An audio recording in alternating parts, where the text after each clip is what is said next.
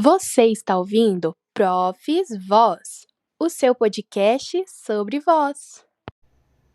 Sagrado e bendito podcast, pessoas. Este é o episódio de número 2. Nele será abordado sobre os sinais e sintomas vocais. Quais são os principais sintomas? Quando devo me preocupar e procurar a ajuda de um fonoaudiólogo? Vem comigo entender um pouco mais. Profs Voz!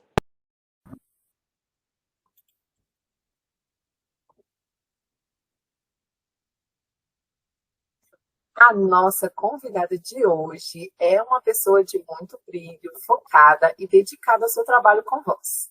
Ela é fonoaudióloga, especialista em voz com formação em eletroterapia, doutora e mestre em ciências fonoaudiológicas.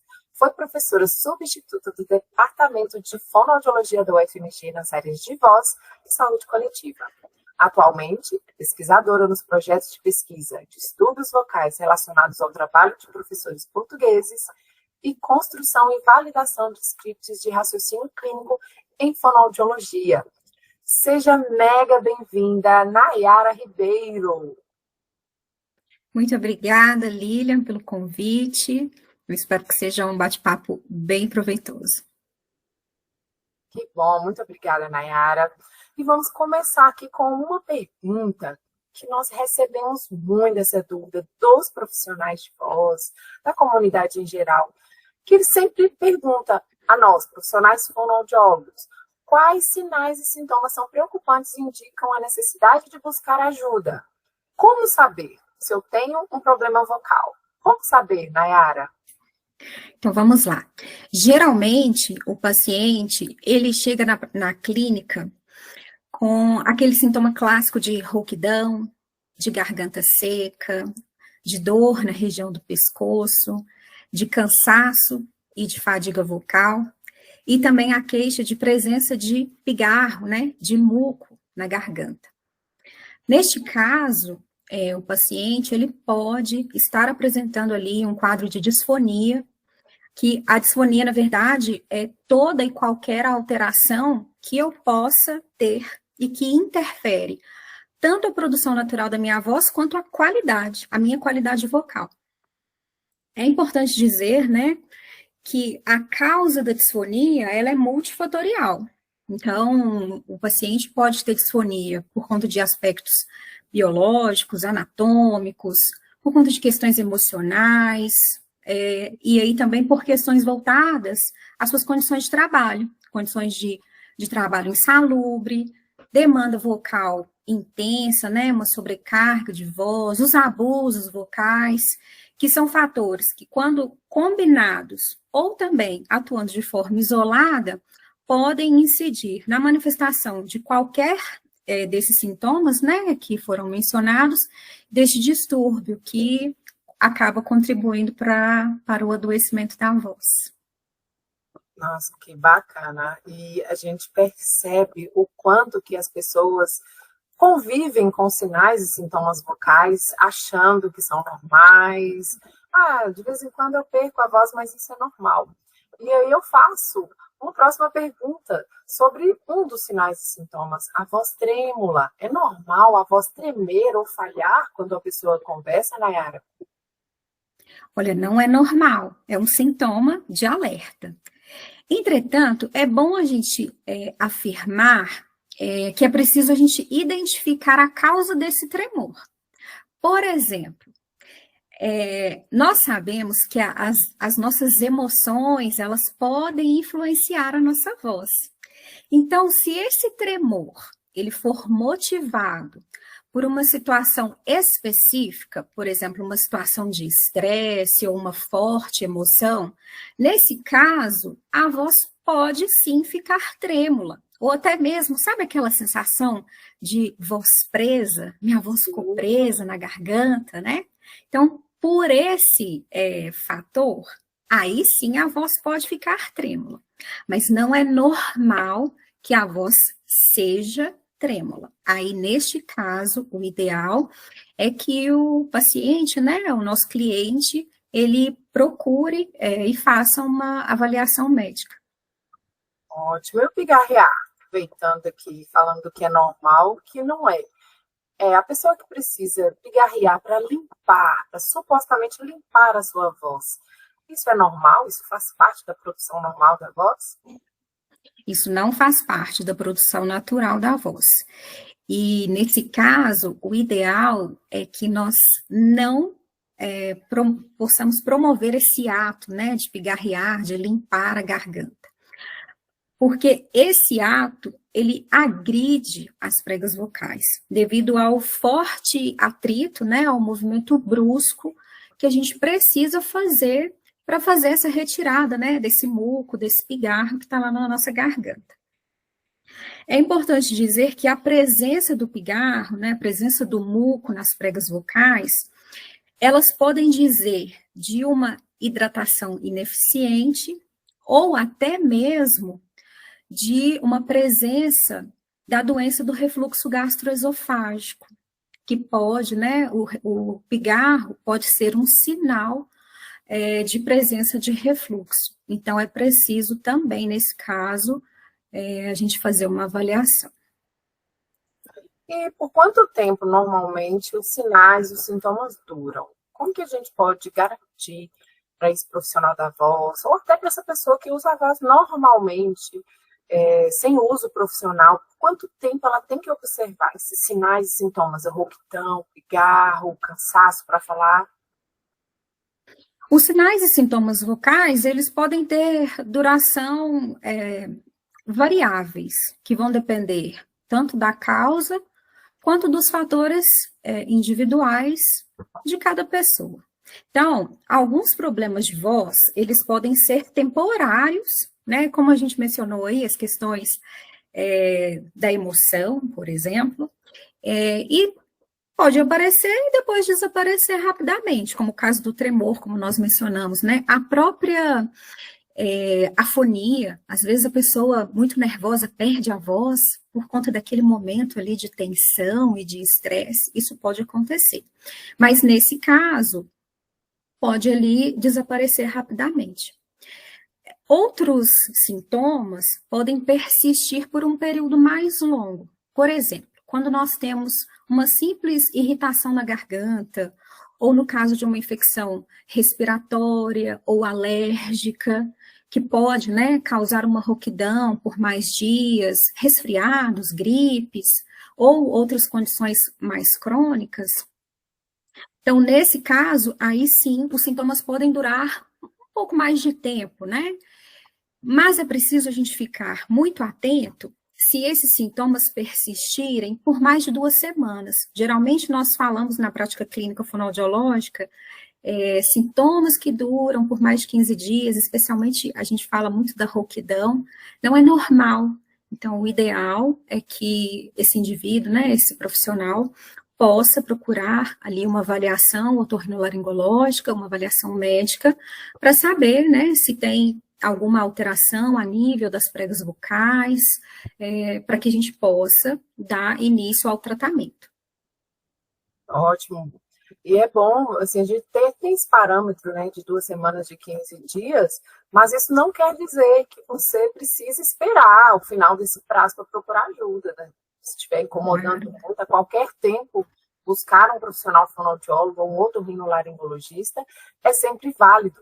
Foi importante você falar aqui sobre gripes e resfriados, porque eu acho importante esclarecermos quem está aqui nos ouvindo. Pode dar aula ou cantar se tiver resfriado?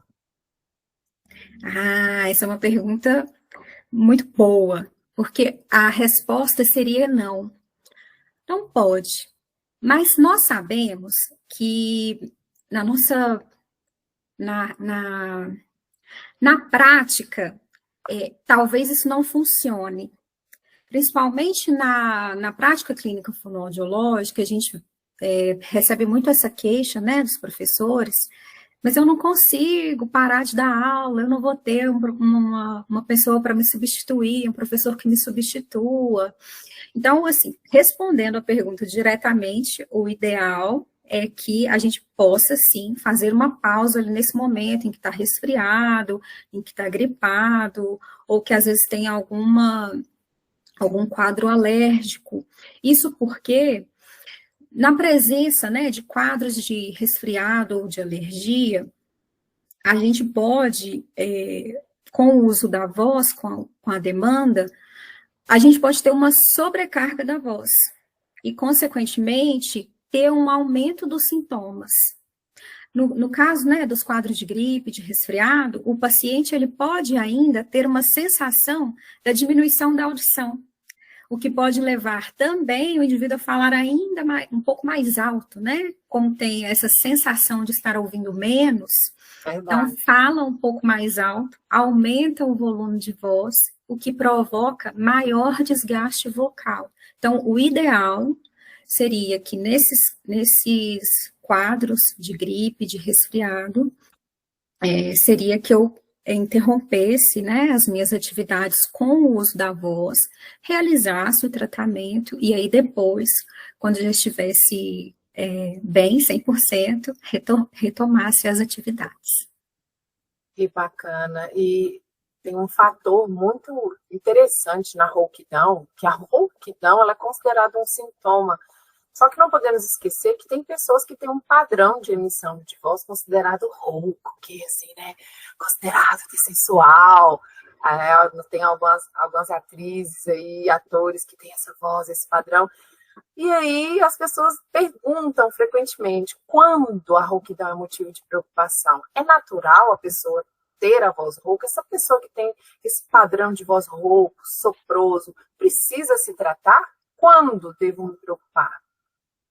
Então, a rouquidão, como você mesmo mencionou, ela se encontra, né, ali naquela lista de sinais e sintomas vocais. Então, não é natural que eu tenha uma voz rouca. Mas, fisiologicamente, pode sim acontecer casos em que, né, a pessoa tem essa voz mais rouca, essa voz mais direcionada para o grave, que, inclusive, são vozes até mais agradáveis de se ouvir. Então, por isso que quando o paciente chega ao consultório com esse sinal, né, com esse sintoma e essa queixa da rouquidão, é necessária a realização, principalmente do exame otorrinolaringológico, o exame para verificar, né, a saúde das pregas vocais, para que nós possamos estar atentos se não existe por trás dessa rouquidão alguma lesão a nível da prega vocal, presença de nódulo, pólipo, um cisto, né? Você mencionou sobre a soprosidade. Nós, mulheres, temos lá a fenda chamada, né, de fenda fisiológica, a fenda triangular posterior. Então, geralmente, mulheres têm a tendência de ter a voz levemente soprosa, mas quando existe também essa queixa da soprosidade, é preciso verificar através do exame se não existe ali alguma alteração no fechamento das pregas vocais, que está ali promovendo, né, a presença dessa fenda, que é essa abertura que pode, né, existir entre as pregas vocais por conta do fechamento inadequado. Ai, que ótimo, quanta informação, gente, quanto conteúdo. E aqui nós falamos alguns sintomas de distúrbios da voz. Nós temos dificuldade em manter a voz, a perda da voz com facilidade, o cansaço ao falar, a variação na frequência, aquela voz que fica mais grave ou mais fina com muita facilidade, a rouquidão, a falta do volume em projeção, a pouca resistência ao falar, fala um tempinho, já fica rouco, dor de garganta, sensação de corpo estranho, são muitos sinais e sintomas. Mas eu estou falando isso para relembrar e lembrar quem não sabe, passar essa informação, de que normalmente o sintoma, ele não é o diagnóstico da doença. Então, a rouquidão, ela não é uma doença, ela é um sintoma que é causado por uma alteração, que aí sim a gente tem o diagnóstico. Então, nós temos os famosos calos nas cordas vocais. Meu Deus, o que é calo na corda vocal, Nayara? Então, o calo é um termo popular usado para descrever os nódulos vocais que podem, né, ser desenvolvidos nas nossas cordas vocais. Os calos ou nódulos, eles são lesões benignas, né, que se formam devido ao uso excessivo da voz e ou ao abuso vocal. que resulta, né, num atrito constante ali nas nossas pregas vocais e que podem provocar danos. Essas lesões, como você acaba de mencionar, elas podem levar a sintomas como a rouquidão, como a sensação de voz, uma voz mais áspera, parece que tem uma areinha no fundo da voz, pode levar também a dificuldade ao falar e ou ao cantar, pode também levar a sensação de corpo estranho na garganta, sabe aquela sensação ou de corpo estranho, ou de até mesmo de aperto. E os nódulos, é importante dizer, que eles são tratados com terapia vocal e também com a modificação do comportamento, que também é muito importante, já que é uma lesão formada, né, por abuso, pelo uso excessivo da voz, é importante que os profissionais consigam identificar onde e como está acontecendo esse abuso, né, da voz, esse uso excessivo da voz, que acabou ocasionando a lesão da prega vocal. É importante você falar sobre essa análise do fonoaudiólogo, porque para chegar ao diagnóstico de distúrbios da voz, o profissional fonoaudiólogo, ele vai levantar o histórico detalhado de uso da voz, é feita uma análise perceptiva auditiva da voz, se necessário, faça também o exame, né? Exames de imagem, vídeo nasolaringoscopia, videoestroboscopia, né? Tem várias opções que nós temos de exames de imagem, e além disso tudo também tem os testes de voz. E aí eu gostaria de saber, Nayara, se tem algum protocolo, algum teste, algum questionário de triagem, algum site, blog, perfil de rede social que você indique que tenha algum protocolo online, por exemplo, que a pessoa consiga preencher, responder, ter essa ajuda? Bom, os protocolos, eles são muito utilizados dentro da prática clínica. Então, nós utilizamos, para além da análise perceptiva auditiva, como mencionado, o resultado do exame do otorrino, a gente lança a mão na prática clínica dos protocolos, principalmente aqueles protocolos de autopercepção, que são voltados tanto para a fisiopatologia, quanto para a qualidade de vida ou cognição desse paciente, porque ele é um importante indicador do impacto da voz na qualidade de vida, na qualidade de voz, né? E que permite também realizar essa avaliação do próprio paciente frente à alteração que ele apresenta. Então, qual o impacto essa alteração vocal essa traz para o cotidiano desse paciente? E também, dentro dos protocolos, a gente pode até identificar se essa alteração ela influencia tanto na motivação quanto à adesão ao tratamento.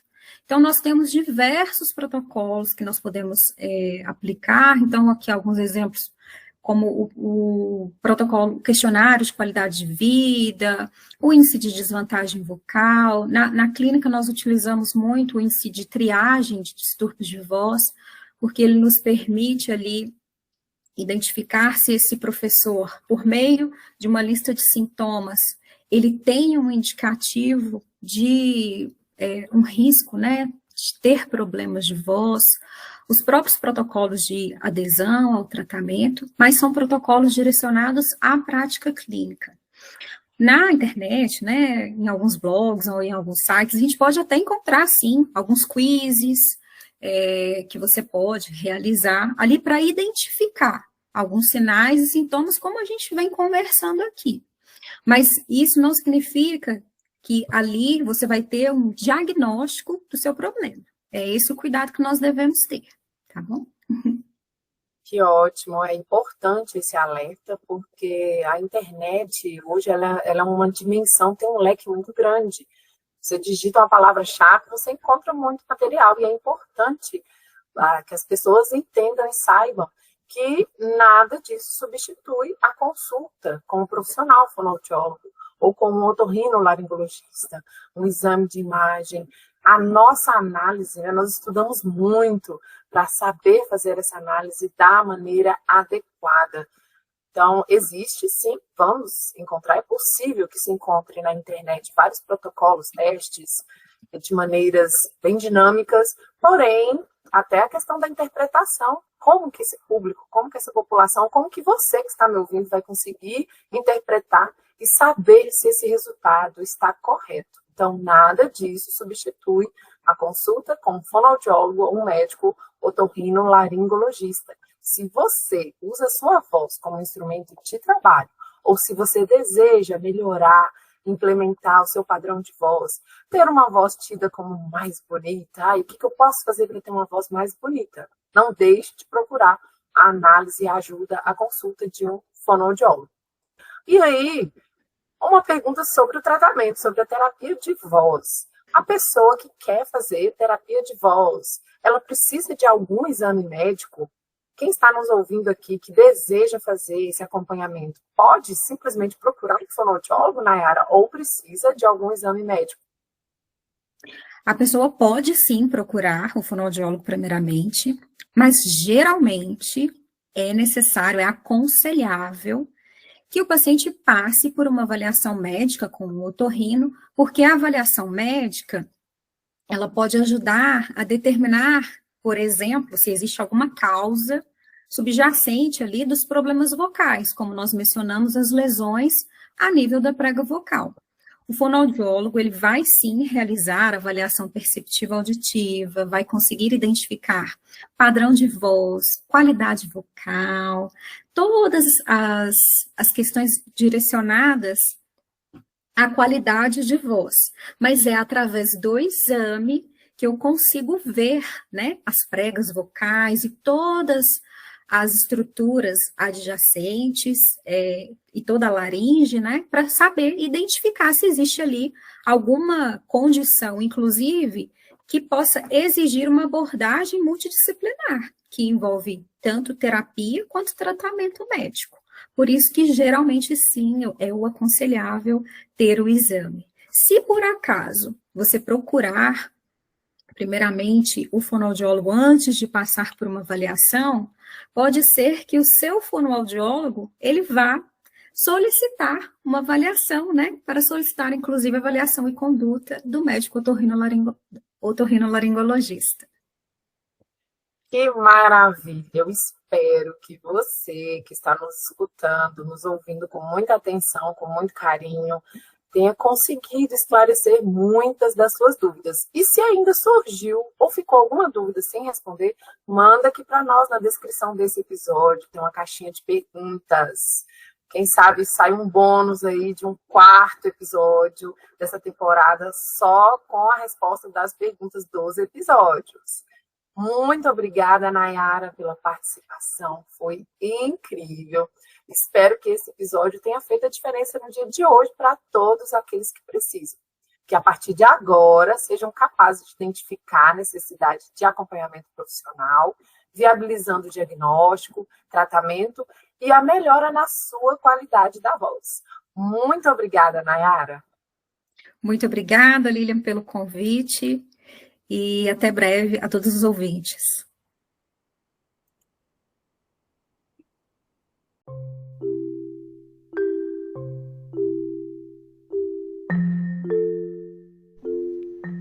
Neste episódio, descobrimos quais são os principais sintomas vocais preocupantes e que inspiram a busca de ajuda profissional. Retratamos os cuidados essenciais, os possíveis testes, exames e o processo de tratamento como um todo. Acredito que a partir de então, de posse desse conhecimento, você seja capaz de refletir sobre a sua demanda ocupacional em detrimento no seu uso vocal. Reconhecer os sinais e sintomas é o primeiro passo para buscar ajuda.